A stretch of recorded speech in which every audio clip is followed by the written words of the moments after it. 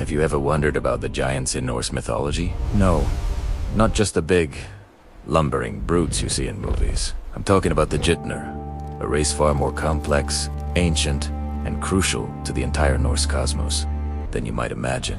They are the primordial forces of nature, the ancestors of gods, and the harbingers of doom.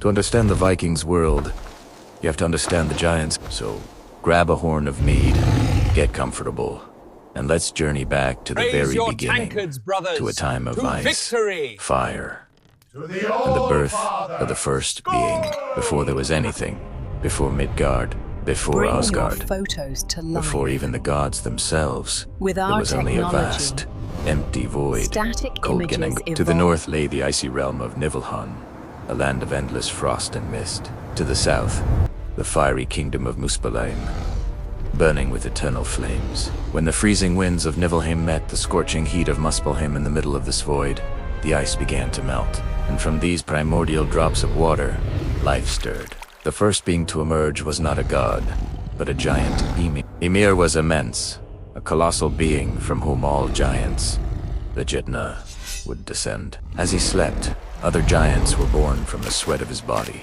At the same time, from the same melting ice, a cosmic cow named Oddhumbla appeared. For sustenance, Ymir drank the 4 rivers of milk that flowed from her. Oddhumbla, in turn, nourished herself by licking the salty, frost-covered rocks. For 3 days she licked, and slowly, a new form was revealed from the ice. On the first day, a man's hair appeared. On the second, his head, and by the end of the 3rd day, a complete being emerged. These was Budi, the very first of the geogods, and the grandfather of the one and only Odin. So right from the start, we see this incredible connection. The gods and the giants weren't just enemies. They were born from the same cosmic event, their origins forever intertwined. Buri had a son, Bor, who then married a giantess named the daughter of a Jotun. Their children were the 3 brothers who would shape the world: Odin, Vili, and Vi. Yes, that's right. Odin, the Old Father, the chief of the Geir gods, was half-giant himself. This dual heritage is a recurring theme in Norse mythology and explains the complex, often contradictory relationship between the 2 races. They are family, but they are also eternal rivals. As Odin and his brothers grew in power, they saw Ymir and the burgeoning race of giants as a threat. The Jotnar were chaotic, unpredictable, and multiplying rapidly. The young gods decided they needed to create order from this primordial chaos, and so they made a fateful decision. They attacked and killed Ymir. The death of the first giant was a cataclysmic event. So much blood poured from his wounds that it created a massive flood, a deluge that drowned almost all of the giants. It was a brutal, world-altering act of creation. Only 2 giants managed to survive this great flood: Bergelmir and his wife. They escaped by climbing into a wooden box, or a luar, which served as a makeshift boat. They floated to safety and landed in a new realm that would become known as Jotunheim, the land of the giants. From this single surviving pair, the entire race of Jotnar was reborn, carrying with them an ancient grudge against the gods who had slaughtered their kin.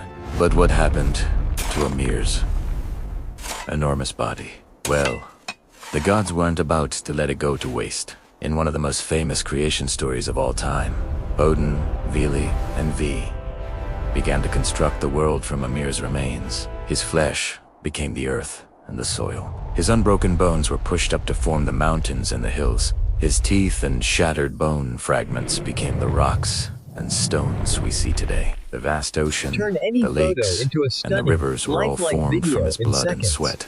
And what of the sky?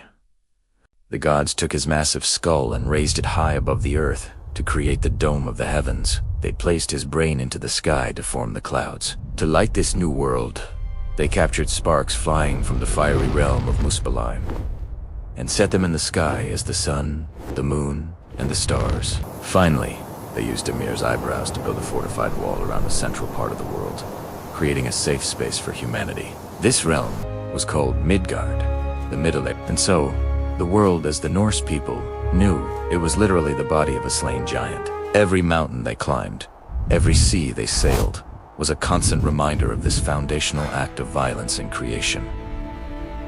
Ymir was gone, but his legacy was everywhere. Now that the world was formed, what was the role of the surviving giants, the descendants of Bergelmir, living in Jotunheim? They weren't just generic monsters. The Jotnar were embodiments of the raw, untamable forces of nature. You had frost giants, representing the bitter, cold, and ice of the Scandinavian winters. You had mountain giants, personifying the rugged, impassable landscapes. And you had fire giants, embodying the destructive power of volcanic eruptions and inferno. They represented the chaos that existed before the gods established order, and they constantly threatened to return the cosmos to that state. Jotunheim itself was a wild, perilous place, located on the outer edges of the world, a land of dark forests, towering mountains, and freezing rivers. It was a stark contrast to the divine order of Asgard and the protected realm of Midgard. The relationship between the gods and giants was, to put it mildly, complicated. They were sworn enemies, locked in a perpetual struggle. Thor, the god of thunder, was the primary defender of Asgard and Midgard against the giants. Many myths recount his adventures into Jotunheim, where he would use his mighty hammer to smash giant skulls and keep their chaotic influence at bay. Yet, despite this constant warfare, the lines were often blurred. As we've seen, many gods, including Odin himself, had giant blood. Loki, the trickster god, was the son of two giants and was only a blood brother to Odin. Not a true Freyr, the god of fertility, fell deeply in love with the beautiful Gianti Skur.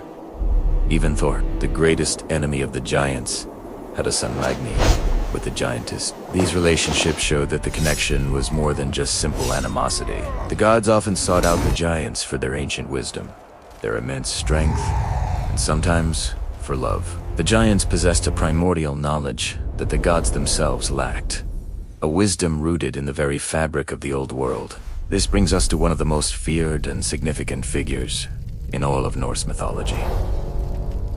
Surtur.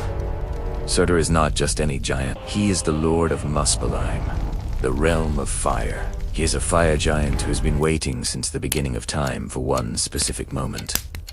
Ragnarök, the twilight of the gods. The prophecies state that when Ragnarök begins, Surtur will emerge from the south, leading an army of fire giants. He wields a flaming sword that is said to shine brighter than the sun itself. In the final, epic battle, he will confront the god Freyr and slay him. But his destiny is even greater and more terrible than that. After the battle has laid waste to the gods and their foes, Surtur will be the one to fulfill the ultimate prophecy.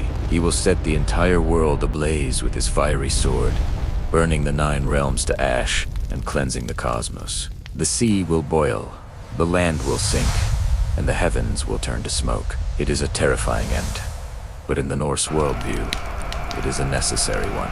Surtur's role is to bring about the destruction that allows for a new world to be born from the ashes. So, you see, the giants are not just villains. They are a fundamental part of the cosmic balance. The gods represent order, structure, and civilization. The giants represent chaos, nature, and destruction. You cannot have one without the other. The constant threat posed by the giants gives the gods their purpose. Thor is the protector because there is something to protect against. Odin seeks wisdom to forestall a doom that the giants help to bring about. Their conflict drives the entire narrative of the mythology, pushing events forward toward their inevitable, dramatic conclusion. The giants maintain the tension in the universe, a force of chaos that keeps the force of order in check. Without the giants, there would be no struggle, no heroism, and ultimately, no rest. In the end, the story of the giants is the story of the world itself. From the body of Ymir, the world was born. From the survivors of the flood, a new race of giants emerged to challenge the gods. And with Surtur's fire, that same world is fated to end. The giants are the beginning, the middle, and the end of the Norse mythological cycle. They are a reminder that even in a world governed by gods, there are older, wilder forces at play. They teach us that creation often comes from destruction, and that order is always in a delicate dance with chaos. The legacy of Ymir lives on, not just in the mountains and the seas, but in the enduring spirit of the Jotnar, and in the prophecy of an ending that promises a new beginning. Thanks for joining me on this deep dive into the world of the Norse giants. If you enjoyed this journey into mythology, make sure to hit that like button and subscribe for more stories from ancient worlds. Let me know in the comments which mythological creature you'd like to explore next. Until then, stay curious.